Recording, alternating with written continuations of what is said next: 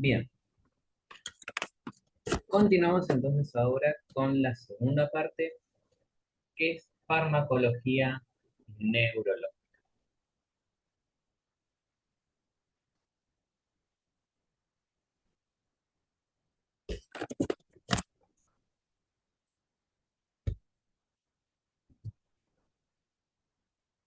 Bien, como hicimos un repaso con dolor, vamos a repasar un poquito cómo está compuesto el sistema nervioso. El sistema nervioso central, simpático y parasimpático, y, perdón, el sistema central y el periférico, el central con el cerebro, la médula espinal, y el periférico con neuronas motoras, neuronas sensitivas, está el nervioso somático, el autónomo, dentro del autónomo el simpático y el parasimpático, el simpático con receptores adrenérgicos alfa y beta y el parasimpático con receptores colinérgicos. Es solamente un gran repaso de cómo se clasificaba el sistema nervioso.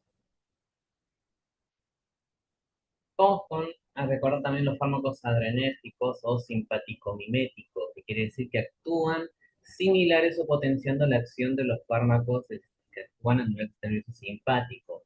De vuelta, este es un repaso de los fármacos que vimos y muchos de los que vamos a ver.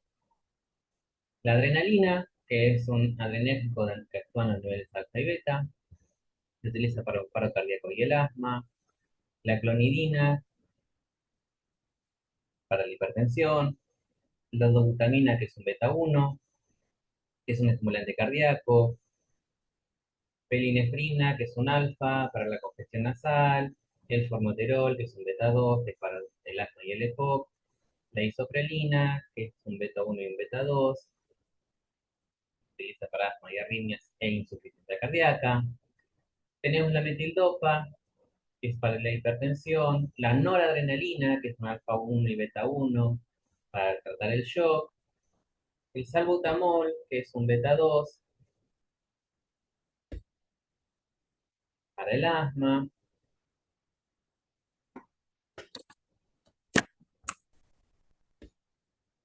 El salmeterol, que es un beta 2, también, o descongestivo.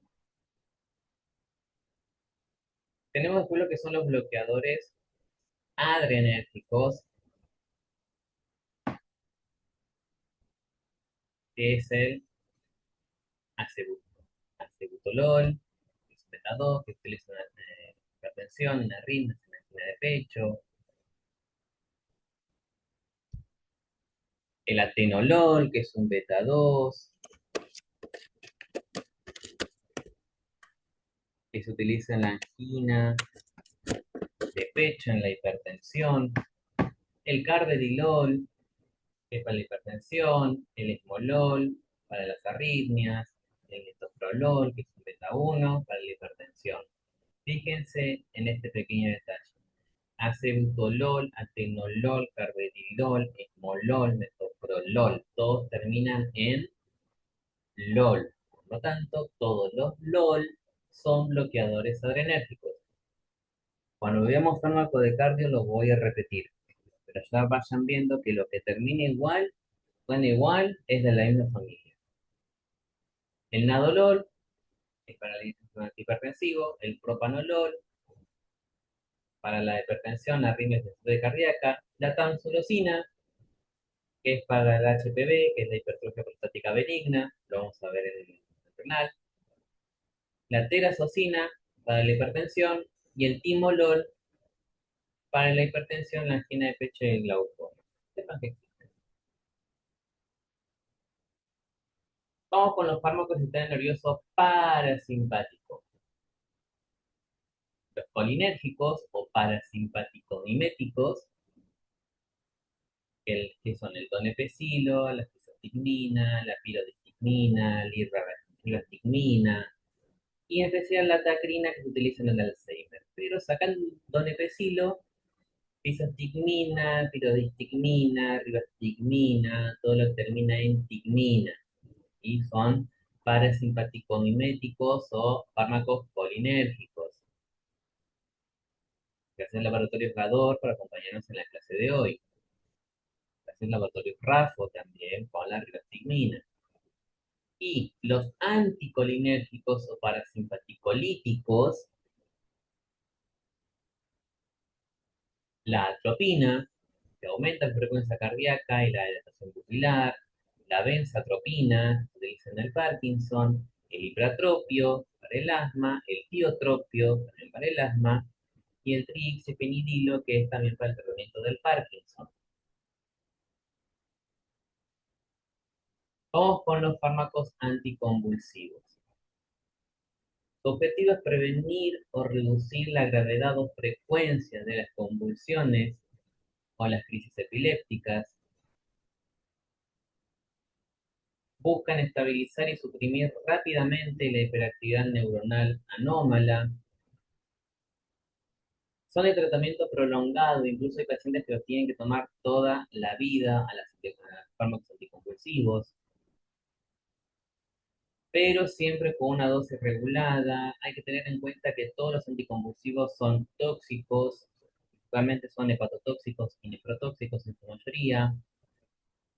En el caso de que el paciente lo tenga que suspender o reemplazar un fármaco por otro, no se tiene que hacer de forma brusca, sino que se tiene que ir reduciendo la dosis de forma gradual y en caso de reemplazo, ir alternando, pero eso es un esquema que arma el médico y hay que tener en cuenta la interacción entre fármacos.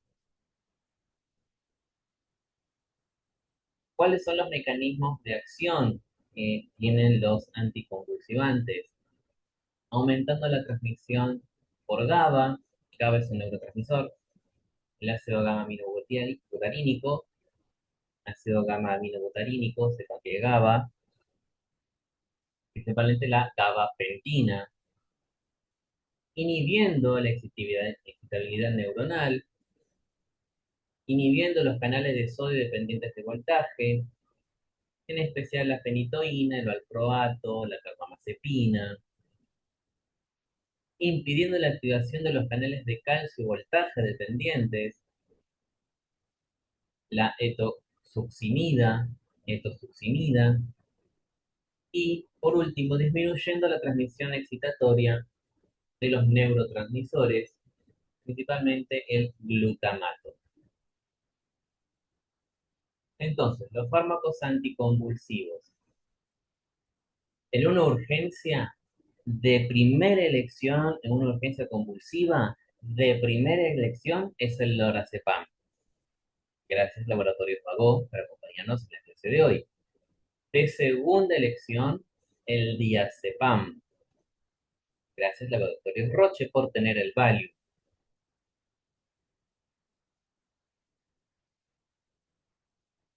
Después, si con el lorazepam o el diazepam no se consigue o se va empezando a controlar la convulsión, aplicamos lo que son los potenciadores de acción GABA, que tenemos los barbitúricos, principalmente el fenobarbital y el pentobarbital. Los barbitúricos son los barbitales, el fenobarbital, pentobarbital, y las benzodiazepinas, el clonazepam, el diazepam, el lorazepam, ¿sí? Entonces, en una urgencia convulsiva, lo primero, la primera elección, la segunda elección, pero la primera elección es el lorazepam. En segunda, el diazepam. Por lo tanto, en una urgencia se utilizan benzodiazepinas. Lorazepam, diazepam, lorazepam, familia de los PAM, ¿sí? Cepam. Todo lo que termina en cepam es una benzodiazepina.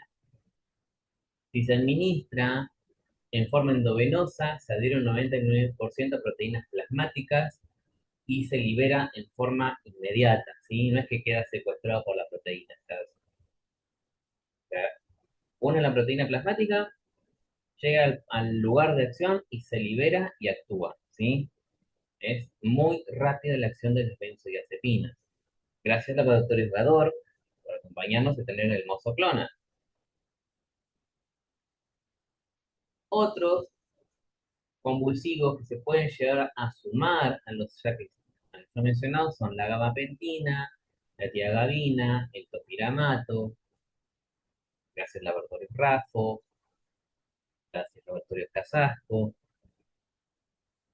pero principalmente estos fármacos tienen efectos adversos como somnolencia, mareo, pueden llegar a presentar ataxia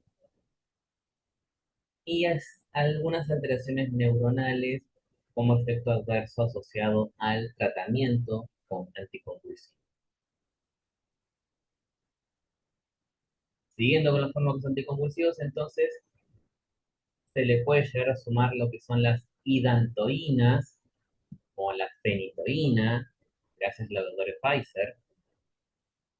Los principales efectos adversos de la fenitoína son somnolencia, mareos, ataxia, nistagmo. Si hay alguna palabra que no entienden, que no saben lo que significa, ataxia, nistagmo, diferencia, arman un diccionario, vayan armando un vademecum de todos los fármacos que menciono, pero vayan armando un glosario de términos para entenderlos, ¿sí?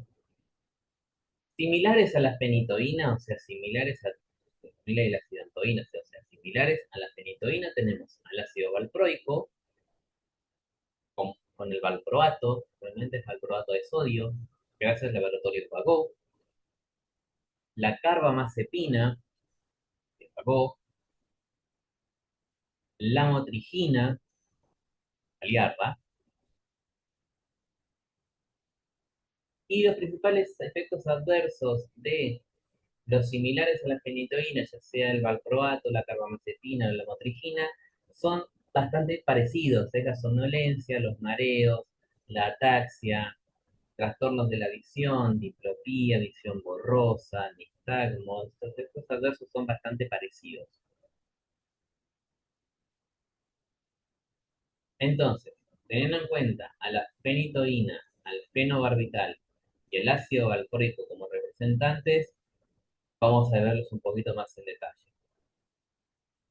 Con la fenitoína, si se administra vía oral, eh, de administración lenta e incompleta, ¿sí? Mucho del fármaco se pierde en el proceso digestivo. Si se administra de forma intramuscular, la fenitoína precipita en el lugar de administración y de ahí se absorbe lento en el tiempo. Y en el caso, lo ideal es administrarlo en forma endovenosa. Si se administra en forma endovenosa, jamás la administren sola, se diluye según indicación médica o de farmacia en realidad la fenitoína y se tiene que administrar en forma lenta, lento y contento. Si lo administro demasiado rápido a la fenitoína, puedo provocar una arritmia, un shock hipotensivo y una depresión severa del sistema nervioso central. Por lo tanto, se administra endovenosa, lenta, con el paciente monitorizado, controlado permanentemente para posibles efectos adversos. Con respecto al fenobarbital, si se administra vía oral, mismo camino. Es lento, pero sobrevive al proceso digestivo y se absorbe en forma completa. No presenta muchos inconvenientes en la administración intramuscular, pero se puede optar por la forma endovenosa. Si se administra vía oral, intramuscular o endovenosa, cualquiera sea la vía que se administra, hay que presentar mucha atención a las reacciones alérgicas locales o generales que puede llegar a presentar el paciente. Con respecto al ácido valproico, entonces, vía oral alcanza su máxima concentración entre la 1 y 4 horas de administrado. Se enlantece con alimentos u otros comprimidos, por lo tanto, este es uno de los fármacos que tiene que estar lejos de la comida, o si se administra con otro fármaco vía oral, separado por lo menos 2 horas entre un fármaco y el otro. Si se administra en forma endovenosa, tiene que tener una velocidad moderada de administración.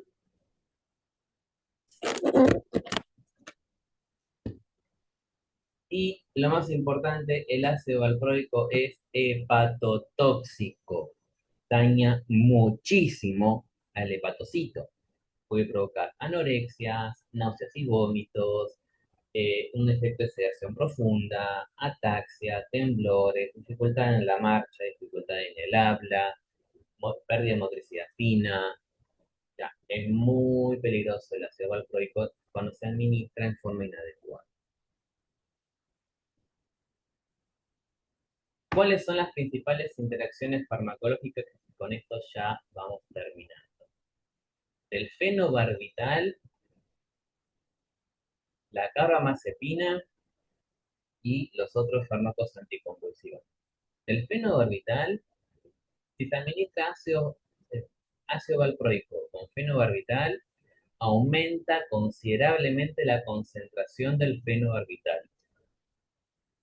Ya, el ácido valproico prácticamente es metabolizado enseguida y el fenobarbital aumenta su concentración. Si se administra con fenobarbital con digoxina, aumenta el metabolismo de la digoxina. ¿Qué quiere decir que aumenta el metabolismo de la digoxina? La digoxina no llega a hacer su efecto, que vamos a ver más adelante, y se metaboliza muy rápido, por lo tanto no surte efecto.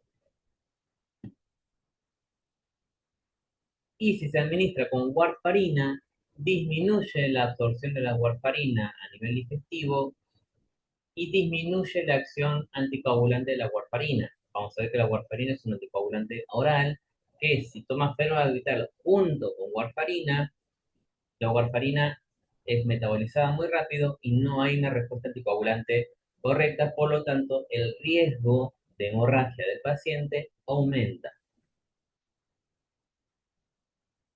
Con respecto a la carbamazepina, si se administra junto con anticonceptivos orales, disminuye su eficacia. Por lo tanto, esto es algo que tener en cuenta cuando tenemos pacientes femeninas con tratamiento anticonceptivo y tienen que tomar carbamazepina. ¿Sí? Se le debe informar al médico que debe buscar otra opción.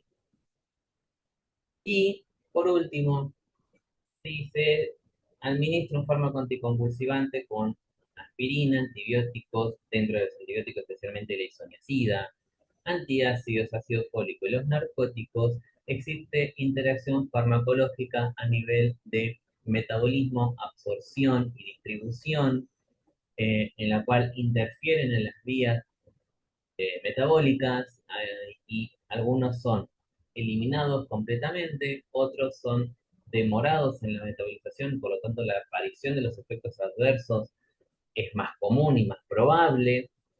Por lo tanto, los fármacos anticonvulsivantes suelen estar alejados por lo menos 2 horas de las comidas o de otros fármacos, ya sea vía oral o endovenoso. Y listo. Con esto terminamos la clase de farmacología neurológica. Espero que les haya gustado, espero que entiendan, lo pueden ver o escuchar, depende de cómo lo quieran hacer, las veces que ustedes quieran. Así que bueno, si todo sale bien y bonito, nos estaremos encontrando la próxima semana con otra clase. Y adiós.